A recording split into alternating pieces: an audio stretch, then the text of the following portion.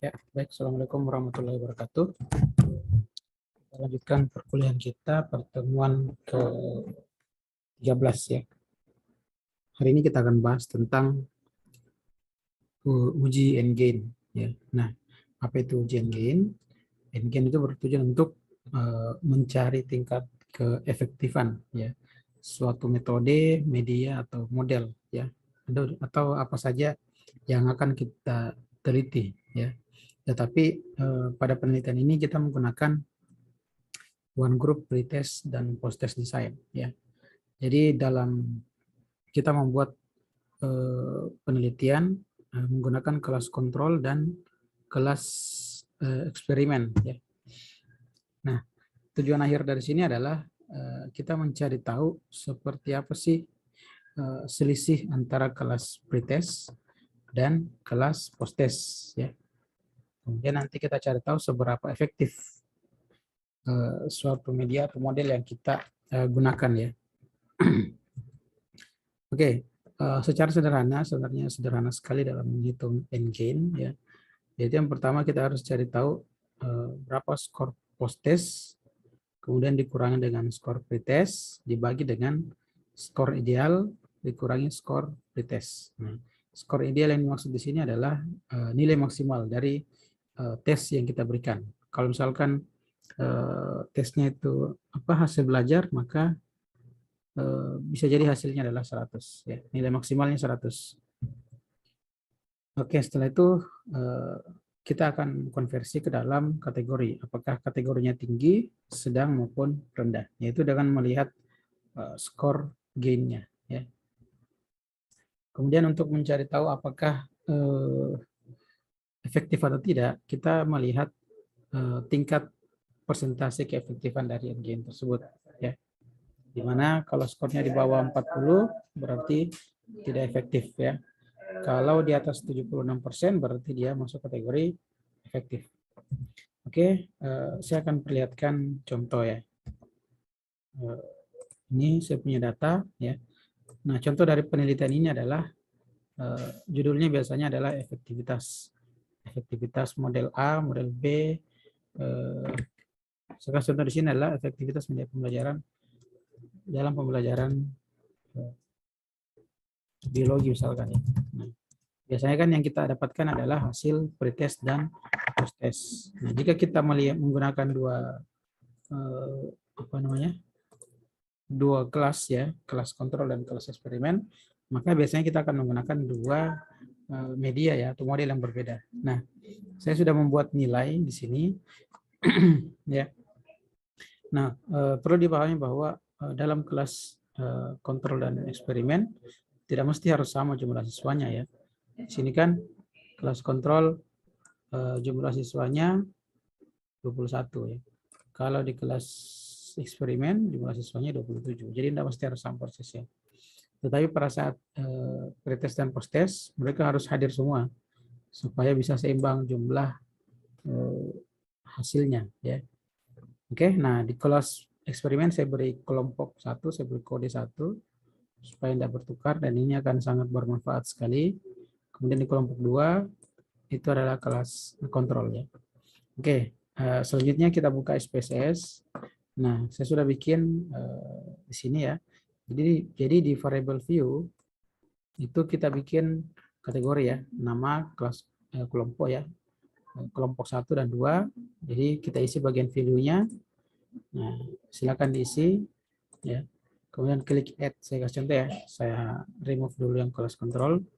Oke, value-nya misalkan 2 ya. Labelnya kontrol ya. Oke, kemudian kita klik oke.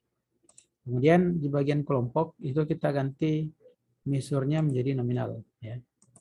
Nah, sedangkan di bagian pretest dan post test kita tidak perlu mengganti apa-apa, kita hanya perlu mengganti measure-nya menjadi scale ya.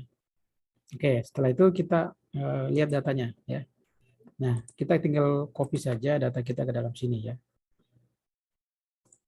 Oke, tadi kan saya ambil dulu kelas kelompok 1 ya. Kelompok 1 saya copy. Kemudian saya pindahkan di sini.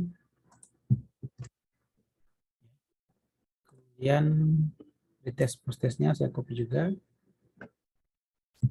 Saya pindahkan di sini ya. Oke, selanjutnya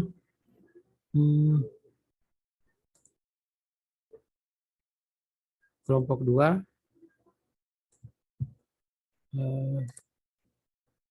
Saya pindahkan di sini.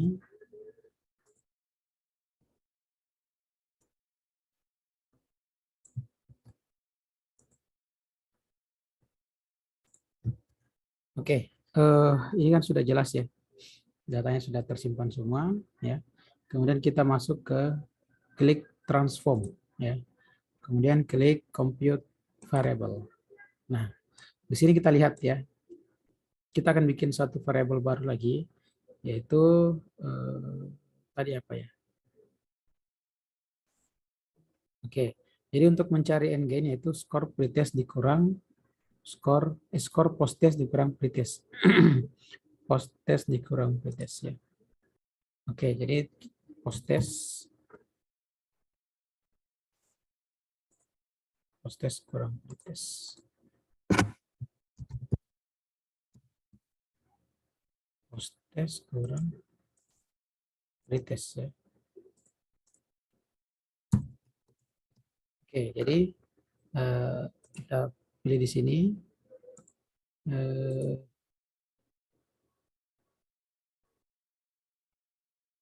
Post test ya.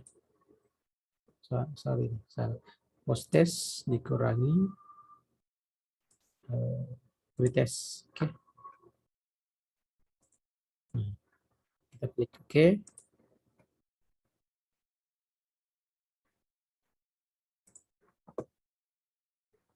Oh, ini tidak boleh ya. Kita tidak boleh menggunakan kata kurang. Ya, gitu sajalah ya. Oke, coba kita coba ya. Oke, sudah muncul. Kemudian di sini muncul satu lagi variabel ya. Nah, kita lanjut pada bagian selanjutnya yaitu skor ideal dikurangi skor pretest ya. Skor ideal dikurangi skor pretest. Kita klik skor ideal. Kita hapus saja ideal ya. Ideal dikurangi post test ya. Ideal dikurangi pretest ya. Ideal dikurangi pretest. Jadi idealnya kan 100 ya, karena nilai maksimal. 100 kurang pretest. Pretest ini ya. Pretest ya. Oke, kita klik OK. Nah, sudah muncul di sini datanya. Nah, kita lanjut pada bagian pembagiannya ya. Bagian ini atas dikurangi dibagi ini ya untuk mendapatkan end gain. Oke, sekarang kita analisis. Jadi kita mau kurangi pretest post test dikurangi ideal ya, dibagi ideal ya. Nah, gain ya. Gain sama dengan ini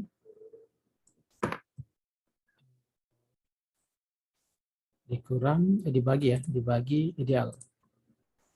Oke, hasilnya adalah nah ini kita sudah dapat ya. Oke, selanjutnya kita sudah dapatkan sebenarnya di sini sudah kita bisa analisis ya, tetapi agar lebih rapi ya. Oh, di sini ada yang minus ya, berarti ada yang terdapat penurunan ya. Kita bisa lihat ya, memang turun ya, turun skornya. Oke, jadi ada yang menurun. Nah, kita lakukan analisis ya, analisis deskriptif. Jadi kita klik explore ya. Nah, kita analisis gainnya berdasarkan kelompok. Oke. Nah, kita bisa lihat ya. Jadi ini adalah data deskriptif hasil eksperimen dan kelas kontrol ya. Nah, kita mau lihat berapa sih rata-ratanya ya. Berapa sih rata-ratanya?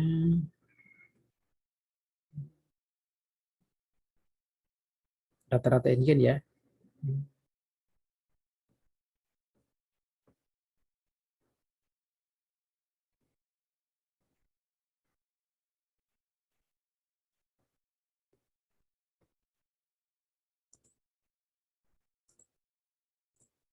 Jadi, kita lihat ya, apa namanya, mean ya. Mean itu adalah nilai rata-rata ya. Kemudian, jadi kita bisa lihat eksperimen itu rata-ratanya 0,465 ya. Kemudian kelas kontrol rata-ratanya 0,317. Kita kembali ya. Jadi apakah tadi kan skornya berapa ya? 0, pada kelas eksperimen 0,46 ya. Berarti 0,46 itu berada di kategori sedang ya. Nah, pengkategorian endgain di kelas eksperimen itu berada pada kategori sedang. Sedangkan di kelas kontrol 0,31 berada di kategori sedang juga ya. Oke, selanjutnya adalah kita cari penafsiran endgain ya. Apakah dia efektif atau tidak ya. Jadi kita bisa lihat kita tinggal mengkalikan ini ya menjadi ke kali 100 saja ini ya.